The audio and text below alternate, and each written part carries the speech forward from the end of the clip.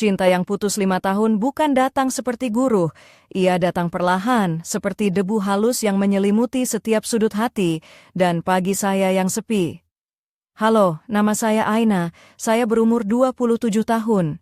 5 tahun yang lalu saya menjalani kisah cinta yang saya kira akan bertahan hingga akhir hayat. Namun, 3 minggu lalu semuanya berubah. Sejak itu saya seperti buku yang terlupa di rak perpustakaan lama, penuh debu, terbiar tanpa sesiapa yang membukanya. Setiap pagi saya membuat secawan kopi sendiri, tanpa teman bicara, tanpa kehangatan yang biasa saya rasai dulu. Saya tinggal di sebuah kampung kecil di Hulu Langat, jauh dari hiruk-pikuk Kuala Lumpur, tempat di mana saya dan Daniel pernah bermimpi membina masa depan bersama. Tepat pada hari Ahad itu, ketika rasa kesepian itu paling mendalam, abang saya, Azman, menelepon saya. Aina, datang makan tengah hari kat rumah abang hari ini. Makcik dah pergi ziarah emak dia. Ada benda abang nak bincang dengan kau, katanya perlahan, seperti memilih kata dengan berhati-hati. Azman sentiasa menjadi tempat saya berlindung, seseorang yang tahu bila saya berbohong tentang keadaan hati saya. Saya terus setuju tanpa banyak soal. Saya tiba di rumah Azman sekitar jam 12.30 tengah hari. Bau lauk tengah hari sudah memenuhi udara di halaman rumah. Dia memeluk saya erat, hangat, memberi rasa selamat yang saya rindui selama ini. Kami makan tanpa banyak bicara, hanya bunyi senduk dan garpu yang bersilang di meja. Selepas itu Azman mengajak saya duduk di beranda, di bawah naungan pokok bunga raya yang sedang mekar. Kau nampak kurus sangat, Aina, katanya sambil menyerahkan segelas jus oren sejuk. Mata Azman kelihatan letih, lingkaran gelap di bawah matanya tidak dapat disembunyikan dengan sebarang solekan. Saya tersenyum pahit. Cuma penat je, kerja banyak, kau tahulah. Dia mengangguk, menyilangkan kaki dan meletakkan siku di lutut. Tapi bukan itu saja, kau nampak sedih, sunyi dan abang tak suka tengok kau macam ni. Saya menelan air liur, terasa jus itu berat ditekak. Saya tak tahu nak buat apa, Azman. 5 tahun tu bukan sikit untuk dilupakan begitu sahaja. Saya rasa kosong, macam hilang bukan sahaja dia, tapi juga sebahagian dari diri saya. Dia diam seketika, memandang daun melati yang merambat di pagar. Kau tak hilang diri kau, Aina. Kau cuma tengah mencari balik siapa engkau sebenarnya. Memang sakit, tapi kau tak perlu lalui semua ini sendirian. Saya terdiam, membiarkan kata-katanya meresap masuk. Macam mana abang tahu semua ni? Saya tanya perlahan. Dia tersenyum penuh rahsia. Kerana abang dah laluinya dulu. Ingat lagi masa abang putus dengan bekas kekasih pertama yang abang kira cinta sejati. Abang fikir abang takkan pulih lagi. Tapi hidup ni selalu ada cara untuk mengejutkan kita. Saya mengerutkan dahi, tidak pasti apa maksudnya. Abang nak kata apa sebenarnya? Dia senyum misteri. Mungkin abang boleh tolong. Aku rasa kau patut kenal seseorang. Saya menggeleng perlahan. Azman, saya belum bersedia. Saya tak nak kenal sesiapa sekarang. Bukan untuk bercinta, Aina. Hanya untuk minum kopi, berbual. Ada orang dengar cerita engkau tanpa menghakimi. Saya menghela nafas, tidak menolak kerana dalam hati saya tahu saya perlukan seseorang untuk mendengar. Hari berikutnya, Azman menelefon lagi. Datang makan tengah hari-hari Ahad ni. Ada kawan abang nak jumpa kau. Lelaki baik. Nama dia Fikri. Nama itu kedengaran lembut di telinga saya. Seperti melodi yang pernah saya dengar dalam mimpi, tapi tidak ingat dengan jelas. Baiklah, jawab saya dengan perasaan campur aduk antara gugup dan ingin tahu. Saya melangkah ke rumah Azman pada Ahad minggu itu, memakai baju kurung, linen berwarna beige yang ringan, rambut terurai, dan sedikit solekan untuk menyembunyikan lingkaran hitam di bawah mata. Saya tidak mahu menarik perhatian, tetapi ada sesuatu dalam diri saya yang diam-diam mahu kelihatan hadir, bukan bayang-bayang, tetapi seorang wanita yang hidup.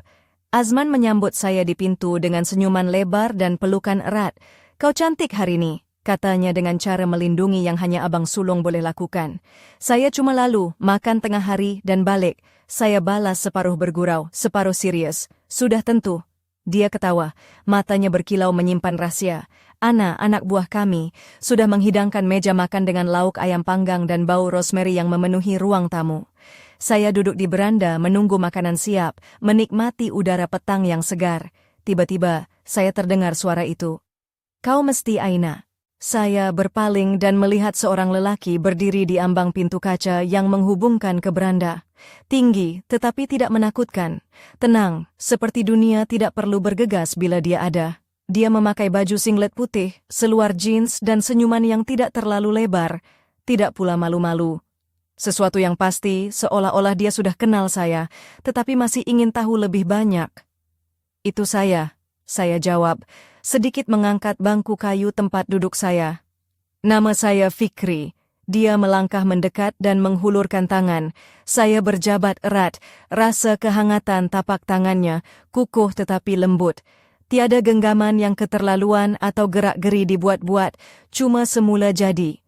Dia duduk di sebelah saya, meninggalkan ruang hormat di antara kami. Azman kata kau suka kopi pekat dan buku dengan pengakhiran yang samar. Saya mengangkat sebelah kening, terkejut. Dia cerita semua ke? Hanya perkara penting. Fikri tersenyum sinis. Yang lain saya nak tahu sendiri. Diam seketika tetapi tidak canggung. Sebaliknya, sunyi itu bernafas, memberikan ruang untuk kami wujud. Kau kawan Azman lama ke? Saya bertanya, memecah kesunyian. Dari zaman university, dia pernah selamatkan saya dari mabuk paling teruk tahun 2012. Dia berhenti sejenak memandang taman. Saya tersenyum kecil, tetapi tahu dia telah selamatkan saya dari sesuatu yang lebih dalam, daripada menjadi seseorang yang saya tidak pernah mahu jadi. Suaranya tenang, hampir seperti nyanyian. Itu indah, saya bisik. Dia menoleh ke saya. Kalau kau, apa yang selamatkan kau baru-baru ni? Soalan itu mengejutkan saya. Biasanya orang tanya, apa kabar? Dan jawaban klise akan datang. Tapi Fikri kelihatan benar-benar ingin tahu. Belum ada lagi, saya akui dengan senyum sedih. Tapi mungkin dengan datang sini, hari ini, itu sudah permulaan. Dia mengangguk perlahan. Kadang-kadang permulaan hanya dengan muncul, selebihnya menyusul. Makan tengah hari disajikan dan kami duduk bersama di meja makan. Fikri berbual dengan Ana tentang berkebun, dengan Azman tentang projek kerja, dan dengan saya bertukar pandang singkat, senyum terkawal, dan soalan mudah yang tepat ke hati. Selepas makan, ketika kami membantu mengemas pinggan, dia mendekat lagi. Saya ada pokok melati di beranda. Mekarnya waktu malam, baunya mengingatkan zaman kanak-kanak. Kalau kau nak tengok atau cuma minum kopi jauh dari sini, beritahu saya. Dia tidak kata berjumpa, tidak kata berkencan, hanya tengok dan minum kopi. Anehnya, itu buat saya rasa lebih selamat daripada sebarang ajakan yang berani. Mungkin saya akan bagi tahu, jawab saya, menatap matanya. Untuk pertama kali dalam minggu-minggu, saya rasa sesuatu yang bukan kesedihan. Ia adalah kemungkinan. Saya tunggu 3 hari sebelum menghantar mesej. 3 hari saya terbayang mata tenangnya, suara lembutnya, cara dia berkata, mekar waktu malam, seperti membisik rahsia alam semesta. Pada malam Rabu, saya menghantar mesej, melati awak masih berbunga. Balasannya pantas. Lebih dari biasa. Boleh esok. Boleh sekarang kalau kau mahu. Saya ketawa kecil. Esok jam 7 malam, sesuai. Malam berikutnya saya berhias lebih rapi dari biasa, bukan kerana mahu menunjuk tetapi kerana hormat. Hormat pada diri sendiri, pada dia, dan pada saat yang membawa janji tanpa suara. Saya pilih baju kurung moden biru gelap, ringan, rambut terurai. Apartemen Fikri terletak di sebuah bangunan lama, dinding bata kelihatan, tingkap besar, di sebuah jalan yang dipenuhi pokok-pokok di kawasan Damansara. Dia tinggal di tingkat atas, beranda menghadap bukit, dengan pemandangan lampu kota yang mulai menyala satu demi satu. Dia membuka pintu, mengenakan baju kemeja linen beige, bertelanjang kaki. Senyumannya hangat. Kau dah datang. Saya janji akan datang, jawab saya. Apartemen itu ringkas tetapi penuh nyawa. Lukisan artis tempatan menghiasi dinding, gitar bersandar di sudut ruang tamu, dan di tengah beranda pokok melati subur dengan bunga putih yang mengeluarkan aroma manis, hampir hipnotik. Cantik benar, saya bisik menghampiri bunga. Dia pemalu, kata Fikri sambil menghidangkan kopi dalam cawan seramik kasar. Dia hanya mekar bila matahari terbenam, seolah tahu malam pun layak keindahan. Kami duduk bersebelahan di kerusi rotan, meja kecil di antara kami. Langit semakin gelap, bintang mula muncul. Azman kata, kau boleh dipercayai, jadi saya di sini, katanya. Saya mengerutkan dahi. Jangan risau, saya takkan buat kau kecewa, dia yakin.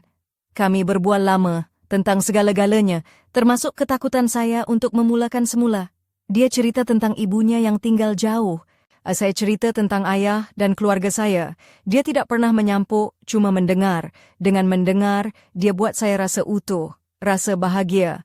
Apabila kopi mula sejuk, dia berpaling kepada saya dengan tenang, menenangkan. Kau tahu tak, kau tak perlu ada semua jawapan sekarang. Saya mengangguk, mata sedikit berkaca. Kadang-kadang saya lupa, jadi biar saya ingatkan kau selalu. Kami diam seketika. Angin mengibaskan daun melati. Tanpa fikir panjang, saya hulurkan tangan. Dia genggam, lembut, tiada terburu-buru, tapi penuh kasih sayang. Tiada kata lagi. Tak perlu. Saya yang mula dengan ciuman pertama kami, lembut, bukan nafsu yang membara, tapi penemuan. Seolah kami sudah lama kenal, walau hakikatnya belum. Dia balas dengan sama lembut, seolah saya dari porselin, rapuh tapi berharga. Tiada kasar, tiada paksaan. Saya benar-benar percaya padanya. Ada satu persetujuan sunyi dalam genggaman itu, seperti kami berjalan bersama ke sesuatu yang sudah milik kami berdua.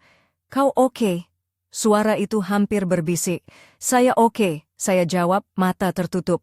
Saya lebih dari oke. Kami diam, dunia luar seolah berhenti. Di situ kami dua hati yang pernah hilang, kini bertemu dengan berhati-hati, menjejak kembali tempat yang selama ini saya tahu wujud, tapi takut jejak. Ketika saya menoleh, matanya mencari saya, bukan dengan tergesa-gesa, tapi dengan penghormatan. Bukan dengan kata, tapi dengan nafas yang terjalin, pandangan yang menyampaikan segalanya tanpa bibir perlu berkata. Itu indah, dalam, benar. Sekian senang terbermakan setiap maywa. Tiada saat itu selepas segalanya berakhir, saya akhirnya rasa tenang dan bahagia. Di antara aroma melati itu, saya temui sesuatu yang tidak saya sangka akan datang secepat ini. Mungkin saya masih berangan, tapi hanya dengan membenarkan diri saya coba mencari bahagia lagi, itu sudah satu kemenangan. Selepas malam yang penuh kehangatan itu, saya pulang ke rumah dengan hati yang lebih ringan daripada sebelumnya. Tapi walaupun ada sedikit sinar harapan yang menyelinap masuk, bayang-bayang 5 tahun yang saya lalui bersama Daniel masih terus menghantui pikiran saya. Saya tahu, memulakan sesuatu yang baru bukanlah perkara mudah. Apatah lagi selepas kehilangan yang mendalam. Hari-hari selepas pertemuan dengan Fikri, saya cuba menjejaki kembali kehidupan saya yang mula hilang arah. Saya bekerja seperti biasa di sebuah kedai buku kecil di Pekan Kajang, tempat saya selalu berjumpa dengan pelanggan yang sama, membaca cerita mereka dan menyimpan cerita saya sendiri dalam diam. Pagi itu, ketika saya menyusun buku di rak, tangan saya tiba-tiba berhenti. Ada rasa kosong yang aneh bila saya teringatkan Daniel. Kata-katanya yang dingin 3 minggu lalu masih terngiang-ngiang dalam minda saya. Mungkin kita perlu berpisah. Suaranya tenang sekali, seolah-olah sudah lama bersedia untuk mengatakan itu.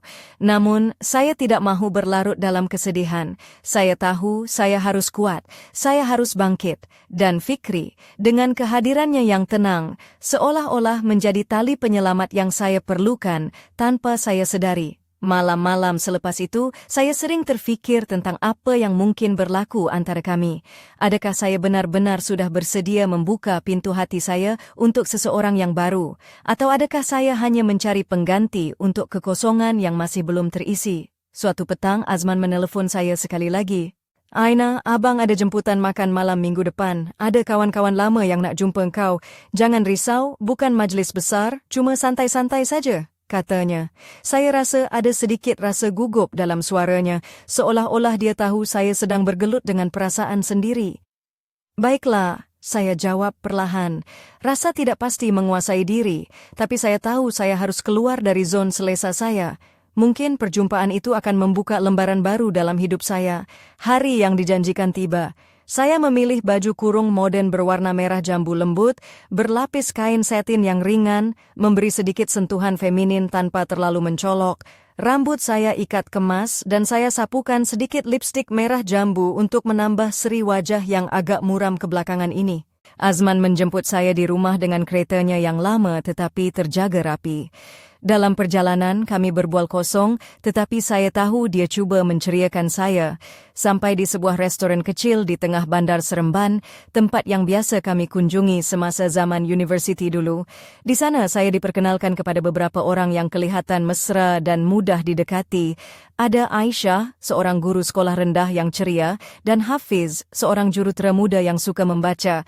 Namun, perhatian saya lebih tertumpu pada seorang lelaki yang berdiri di hujung meja.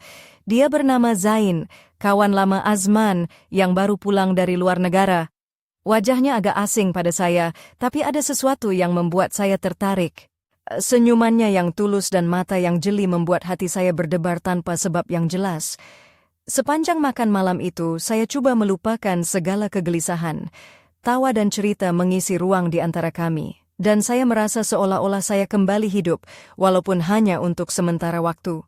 Namun, di dalam hati saya, ada suara kecil yang bertanya, adakah aku benar-benar sudah bersedia untuk memulakan kembali? Atau ini hanya permainan perasaan yang akan berakhir dengan luka yang lebih dalam? Saya hanya mampu tersenyum sambil menatap cawan teh tarik yang hangat di hadapan saya, berharap jawaban itu akan datang pada masanya. Dalam perjalanan pulang, Azman menggenggam tangan saya sebentar. Aina, ingatlah, kau tak perlu hadapi semua ini seorang diri. Aku sentiasa ada untuk kau, katanya lembut.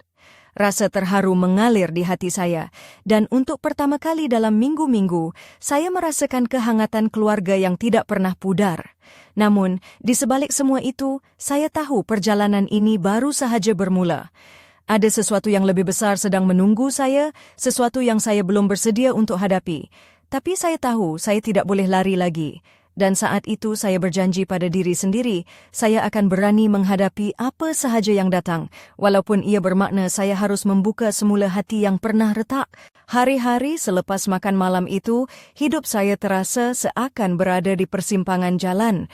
Di satu sisi saya merasa ada harapan baru yang perlahan-lahan menyusup masuk ke dalam jiwa yang selama ini hampa. Di sisi lain, bayang-bayang masa lalu terus menghantui, seperti bayu dingin yang tak pernah hilang dari sudut hati. Saya sering duduk di beranda rumah, menatap langit petang yang berubah warna, cuba mencari jawaban kepada persoalan yang bermain di benak. Adakah aku benar-benar sudah bersedia untuk melangkah ke hadapan? Kerja di kedai buku menjadi tempat pelarian saya. Setiap hari saya menyusun buku, melayani pelanggan, tapi pikiran saya sering melayang ke arah pertemuan dengan Fikri dan juga kenangan bersama Daniel. Kadang-kadang saya tertanya-tanya, apakah perasaan saya terhadap Fikri benar-benar tulus, atau hanya sekadar usaha untuk mengisi kekosongan yang ditinggalkan oleh Daniel. Suatu petang ketika kedai hampir tutup, telefon saya berdering. Paparan menunjukkan nombor abang saya, Azman. Saya mengangkat dengan hati sedikit gemetar. Aina, abang ada berita. Suaranya serius tapi lembut. Kawan lama abang Zain yang kau jumpa masa makan malam tu, dia ada sesuatu untuk kau. Saya termenung, cuba mengimbas kembali wajah Zain yang cukup menarik perhatian saya malam itu. Apa dia mahu, Azman? Dia nak berjumpa dengan kau secara peribadi. Katanya ada perkara penting yang nak dia beritahu. Katanya. Saya menghela nafas panjang. Baiklah, abang, boleh aturkan pertemuan tu. Azman tersenyum di sebalik suara. Sudah tentu. Abang akan uruskan. Malam itu, saya berpakaian ringkas dengan baju kurung moden berwarna hijau zamrud, sedikit berkilat di bahagian lengan, manakala rambut saya dibiarkan terurai lembut di bahu. Saya cuba kelihatan tenang, namun hati saya penuh dengan rasa ingin tahu dan sedikit rasa takut. Kami bertemu di sebuah kafe kecil di Jalan Tuanku Abdul Rahman, di tengah kesibukan Kuala Lumpur. Kafe itu sederhana, dengan lampu gantung yang berkelipan lembut dan aroma kopi yang memenuhi ruang. Zain sudah menunggu di meja sudut, duduk dengan tenang sambil memegang secawan kopi hitam. Dia bangun dan menyambut saya dengan senyuman mesra. Aina, terima kasih kerana sudi datang, katanya perlahan. Saya tahu ini mungkin agak mengejutkan, tapi saya harap kau boleh beri saya peluang untuk jelaskan. Saya duduk dan menatap matanya yang dalam. Apa yang ingin kau beritahu, Zain? Dia menghela nafas, seolah-olah mengumpul keberanian. Sebenarnya saya dah lama mengenali kau, Aina. Dari jauh, sejak zaman universiti, sebelum kau kenal Daniel.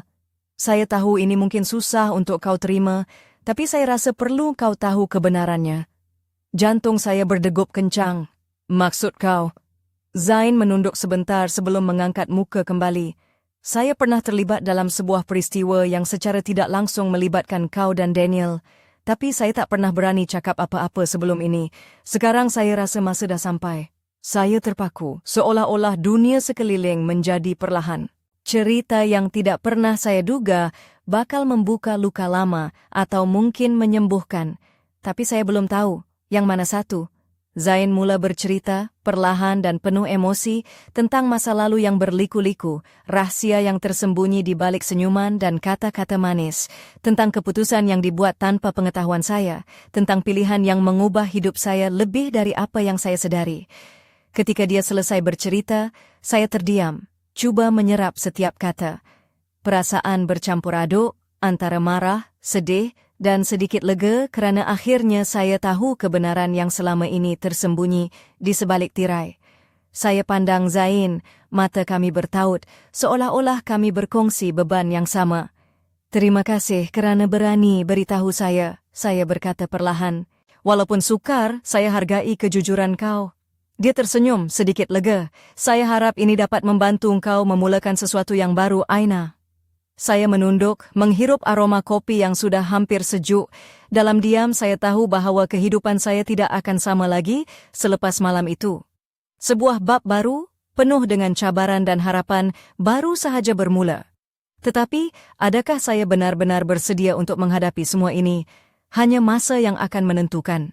Malam itu, selepas pertemuan yang penuh dengan rahsia dan pendedahan, saya pulang ke rumah dengan fikiran yang berputar ligat. Setiap inci dari cerita Zain masih terngiang-ngiang di telinga saya, seperti gema yang tidak mahu hilang. Saya duduk di tepi tingkap bilik, menatap cahaya lampu jalan yang berkelip-kelip di kejauhan, cuba memahami apa ertinya semua ini. Kisah lama yang Zain ceritakan membuka mata saya tentang sesuatu yang selama ini saya tidak tahu, sesuatu yang telah mempengaruhi perjalanan hidup saya tanpa saya sedari. Ada rasa dikhianati, tetapi juga ada rasa lega kerana akhirnya saya mendapat jawapan yang saya cari selama ini. Hari-hari berikutnya, saya cuba menyesuaikan diri dengan kebenaran baru itu. Saya cuba berbincang dengan Azman, yang selama ini menjadi tempat saya bergantung. Dia mendengar dengan penuh perhatian dan memberikan sokongan yang tidak berbelah bagi. Aina, kau tak sendiri dalam semua ni, kita akan hadapi bersama. Katanya dengan suara yang penuh keyakinan, namun di dalam hati saya ada pertempuran yang tidak berkesudahan, antara mahu melupakan dan mahu mencari kebenaran lebih dalam.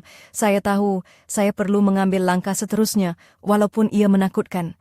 Suatu petang saya menerima mesej dari Fikri. Ada masa kita jumpa, saya rasa ada sesuatu yang penting saya ingin kongsi dengan kau. Saya terkejut, tetapi juga rasa ada harapan baru yang muncul lagi. Kami bertemu di sebuah taman kecil di Shah Alam, tempat yang tenang dan damai. Fikri kelihatan serius, tetapi ada kelembutan dalam pandangannya. Aina, saya tahu kau sedang melalui banyak perkara sekarang, tapi saya nak kau tahu, saya di sini untuk kau, bukan sekadar kawan, katanya dengan suara yang lembut. Saya terdiam, hati berdebar-debar. Fikri, aku masih belum tentu tentang perasaan aku, saya mengaku dengan jujur. Dia tersenyum, memegang tangan saya dengan penuh kelembutan. Tak apa, ambil masa kau. Aku tak mau paksa kau. Aku cuma mau kau tahu aku sedia menunggu. Momen itu terasa begitu bermakna. Untuk pertama kali dalam waktu yang lama, saya merasa ada seseorang yang benar-benar memahami saya, tanpa menghakimi atau mendesak.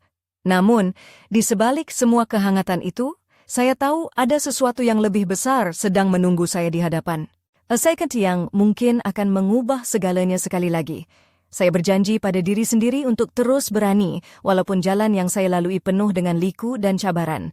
Saya tahu, setiap langkah yang saya ambil membawa saya lebih dekat kepada kebahagiaan yang saya impikan. Tetapi, adakah saya benar-benar bersedia untuk menghadapi apa yang bakal datang? Hanya masa yang akan menjawabnya.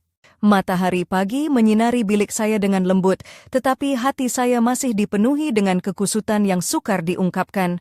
5 tahun yang lalu, saya pernah percaya cinta saya dengan Daniel adalah segalanya, tapi kini semua itu tinggal kenangan yang pahit. Namun, sejak pertemuan dengan Fikri dan pendedahan Zain, hidup saya mulai berputar ke arah yang tidak pernah saya sangka.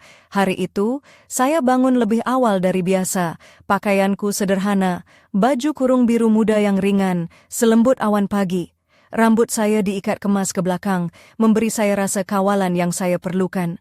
Saya tahu hari ini akan menjadi hari yang penting, kerana Azman mengajak saya ke rumahnya untuk berbincang lebih lanjut mengenai apa yang telah Zain ceritakan.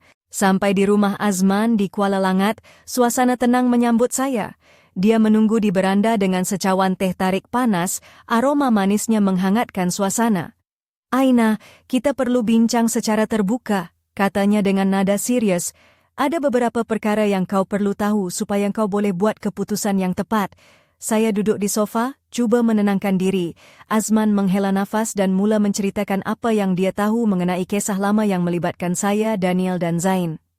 Ternyata, ada rahsia yang selama ini tersembunyi, melibatkan keputusan yang dibuat tanpa pengetahuan saya, yang akhirnya memberi kesan besar pada kehidupan saya. Saya mendengar dengan penuh perhatian, kadang-kadang hati saya berdebar kencang, kadang-kadang terasa sesak. Namun, saya tahu saya perlu tahu segala-galanya untuk melangkah ke hadapan. Selepas perbincangan panjang itu, saya merasa sedikit lega, walaupun masih ada kekeliruan yang perlu diselesaikan. Azman menghulurkan tangan. "Aina, kau tak perlu hadapi semua ni seorang diri. Kita akan uruskan bersama, satu langkah pada satu masa." Perasaan terharu memenuhi hati saya. Sudah lama saya rasa terasing, tapi kini saya tahu saya ada sokongan yang kukuh. Malam itu, saya duduk di beranda rumah Azman, menatap bintang yang mulai berkelip di langit gelap. Fikri menghantar mesej, "Esok kita jumpa lagi ya, ada banyak yang nak saya kongsi." Saya tersenyum kecil, mungkin inilah permulaan baru yang saya cari selama ini.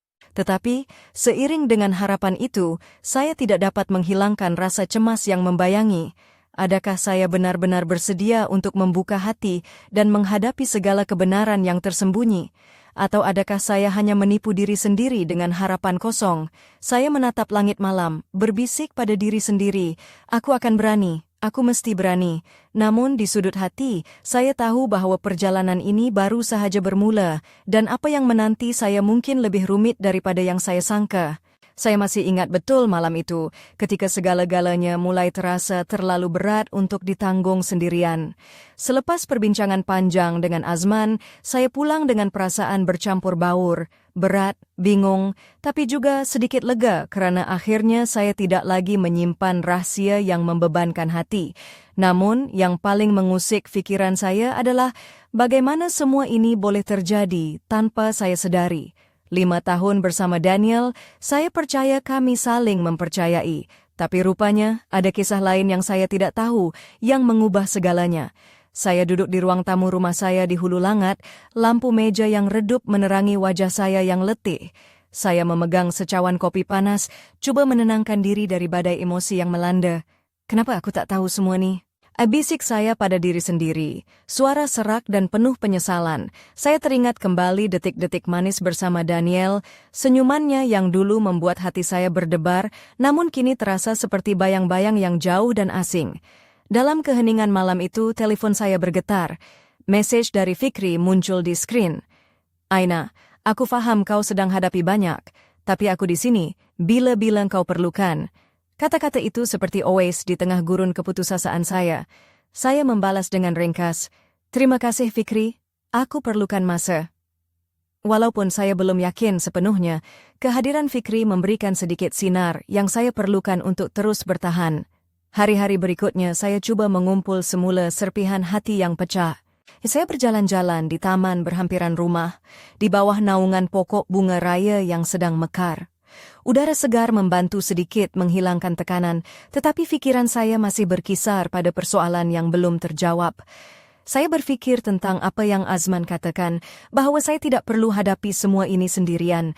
Namun, saya juga tahu, untuk benar-benar sembuh, saya perlu belajar memaafkan, bukan sahaja orang lain, tetapi juga diri saya sendiri. Dalam diam, saya mula menulis diari, meluahkan segala perasaan yang selama ini saya pendam. Setiap kata yang tercatat seperti melepaskan beban yang bertimbun di dada. Saya tahu perjalanan untuk bangkit tidak mudah, tapi saya bertekad untuk mencoba. Semalam itu nih ketika saya menutup buku diari, saya teringat pada satu ayat yang Azman pernah ucapkan, kadang-kadang kita perlu kehilangan sesuatu untuk benar-benar menemukan diri sendiri. Saya mengangguk perlahan, menerima kenyataan bahwa saya sedang dalam proses untuk menjadi versi terbaik diri saya. Namun, di sebalik semua itu, ada satu perasaan yang tidak mahu saya akui, rasa takut akan masa depan yang tidak pasti. Siapakah yang akan menemani saya di jalan ini? Adakah Fikri hanya sekadar teman sementara, atau ada sesuatu yang lebih dalam menanti? Saya menatap cermin, melihat pantulan wajah yang masih belum utuh, dan bertanya pada diri sendiri, adakah aku benar-benar bersedia untuk memulakan babak baru ini? Jawaban itu masih tersembunyi, menanti masa yang tepat untuk terungkap. Malam itu, suasana di rumah saya terasa berat, seperti awan gelap yang menggantung rendah di langit. Saya duduk di tepi tingkap, mengenakan baju kurung warna kelabu lembut yang menutup tubuh saya dengan anggun, namun tidak mampu menyembunyikan kegelisahan yang membelenggu hati. Rambut saya yang terurai jatuh di bahu, sedikit kusut akibat malam yang panjang tanpa tidur. Ketika itulah telepon saya bergetar lagi, message dari Fikri yang selalu muncul pada waktu-waktu saya terasa paling rapuh. Kali ini, message-nya agak berbeza. Aina, boleh kita berjumpa malam nih? Ada sesuatu yang penting saya perlu beritahu. Hati saya berdegup kencang. Ada rasa ingin tahu bercampur takut yang sukar saya ungkapkan. Saya membalas, baiklah, saya akan datang. Kami bertemu di sebuah kafe kecil di tengah kota Shah Alam yang tenang. Lampu-lampu redup memberikan suasana intim. Fikri kelihatan serius, matanya yang gelap menatap saya penuh makna. Dia menarik nafas panjang sebelum membuka mulut. Aina, sebenarnya saya ada rahasia yang selama ini saya simpan, katanya perlahan. Saya tak tahu bagaimana nak beritahu kau sebelum ni, tapi saya rasa sudah sampai masanya.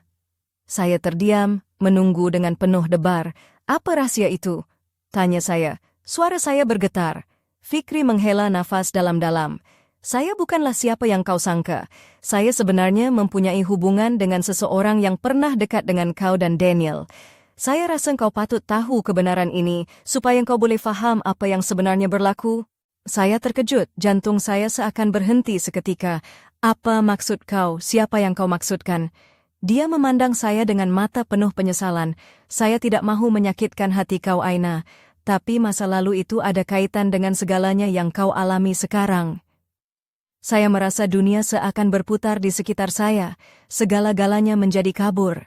Fikri yang selama ini saya anggap sebagai penyelamat, kini muncul dengan rahasia yang menggoncang jiwa. Tolonglah, ceritakan semuanya, pinta saya dengan suara serak. Fikri mulai bercerita, perlahan dan penuh emosi, tentang hubungan rumit yang melibatkan saya, Daniel, dan seorang lagi lelaki yang saya tidak pernah sangka.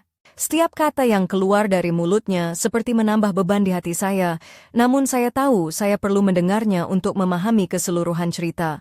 Ketika dia selesai, saya termenung panjang, coba menyerap semua yang baru saya dengar. Ada rasa marah, sedih, dan juga kebingungan yang bercampur aduk di dalam dada. Saya tidak tahu kemana harus dituju atau apa yang harus saya lakukan. Fikri meraih tangan saya dengan lembut. Aina, saya tahu ini sukar, tapi saya di sini untuk kau. Kita akan hadapi bersama. Saya menatap matanya, mencari kekuatan dalam kelembutan itu. Terima kasih, Fikri. Saya perlukan masa untuk faham semuanya. Malam itu saya pulang dengan hati yang berat, namun sedikit lega kerana akhirnya rahsia yang selama ini tersembunyi terbongkar. Tetapi saya tahu, perjalanan untuk menerima dan memaafkan masih jauh dan penuh dengan cabaran yang belum saya sangka. Apa yang akan saya lakukan dengan kebenaran ini? Adakah ia akan memusnahkan segalanya atau membuka jalan baru untuk saya mencari kebahagiaan yang sebenar? Saya masih belum tahu, tapi satu perkara pasti. Hidup saya tidak akan pernah sama lagi selepas malam itu.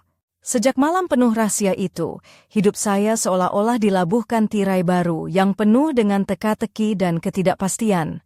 Setiap pagi saya bangun dengan perasaan campur aduk antara harapan yang perlahan menyelinap dan ketakutan yang membelenggu hati.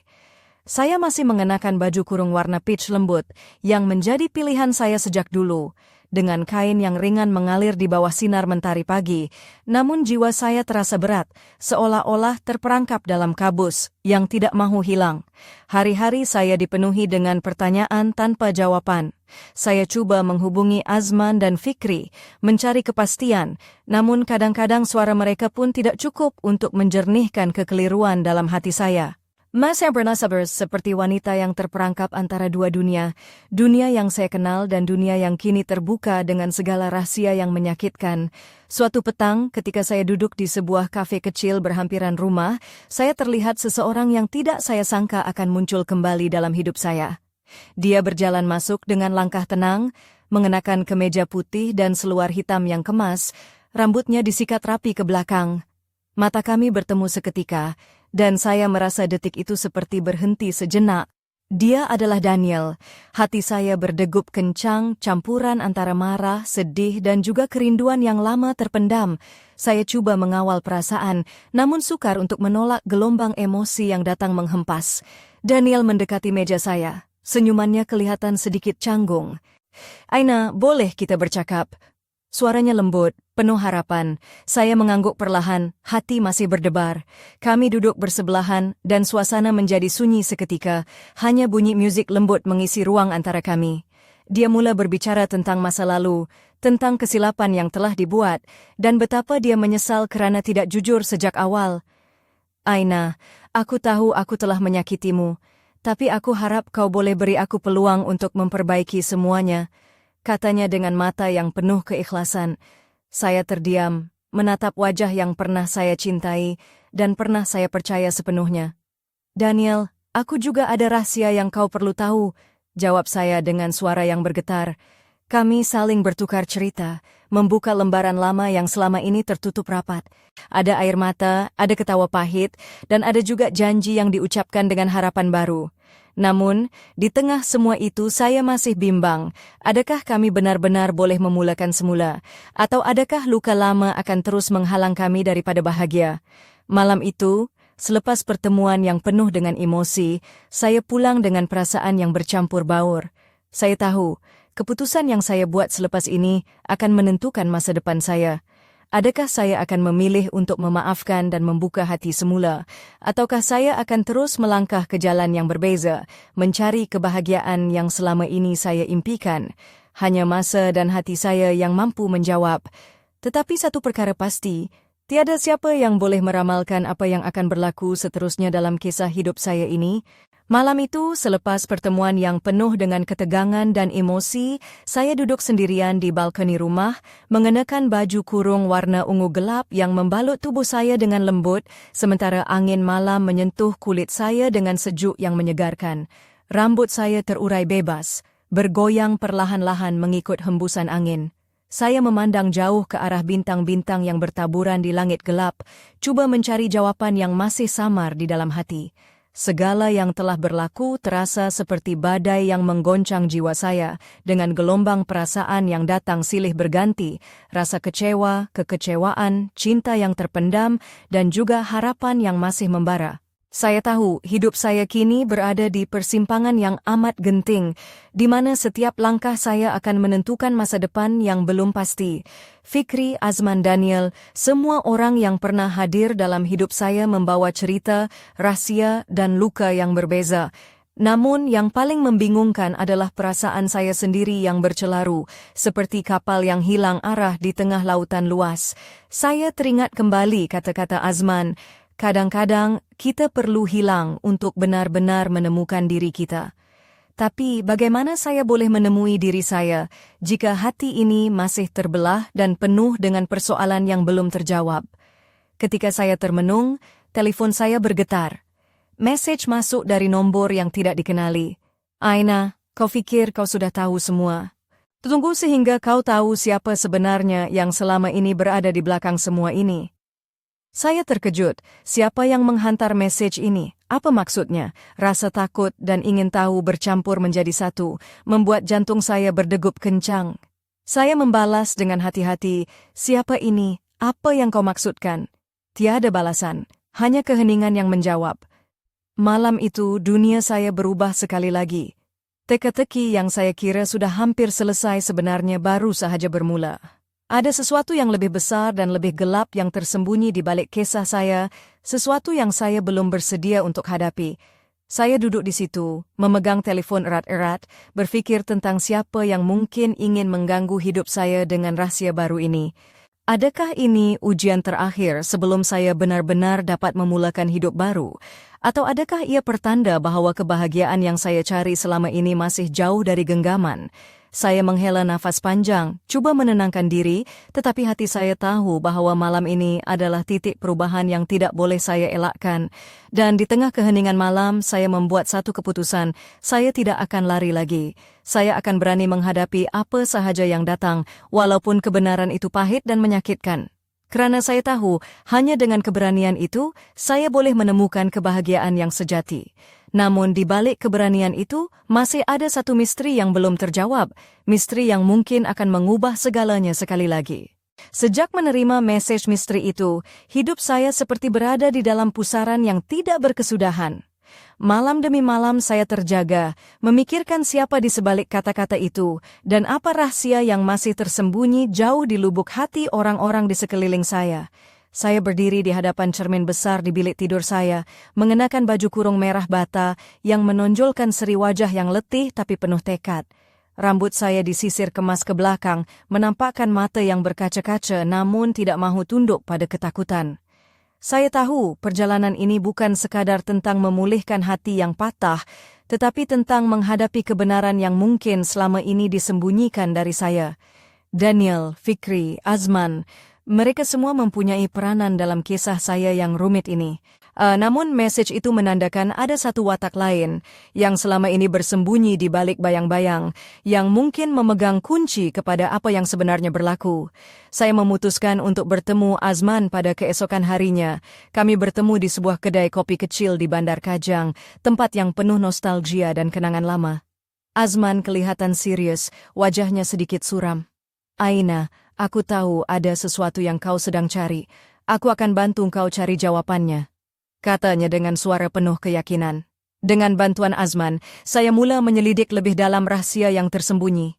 Kami menghubungi beberapa orang lama, menjejaki jejak yang selama ini samar. Setiap petunjuk yang kami temui membuka lebih banyak soalan, tetapi juga membawa saya lebih dekat kepada kebenaran.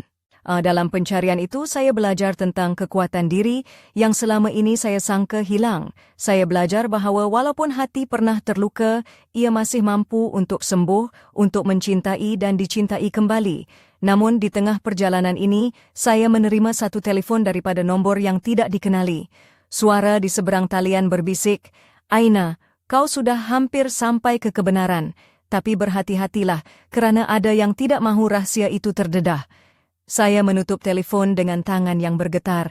Perasaan takut dan keberanian bergabung menjadi satu. Saya tahu saya harus terus melangkah walau apapun rintangannya. Cerita saya belum berakhir, ia baru sahaja bermula. Ada bab baru yang menanti untuk ditulis, penuh dengan misteri, cinta dan keberanian. Dan saya, Aina, bersedia untuk menghadapi apa sahaja yang datang demi mencari kebahagiaan yang sejati. Kerana dalam setiap akhir, pasti ada permulaan yang baru. Apakah rahasia yang masih tersembunyi? Siapakah yang selama ini berada di balik bayang-bayang? Hanya masa yang akan menjawabnya, dan saya tidak sabar untuk berkongsi kisah ini dengan Anda semua.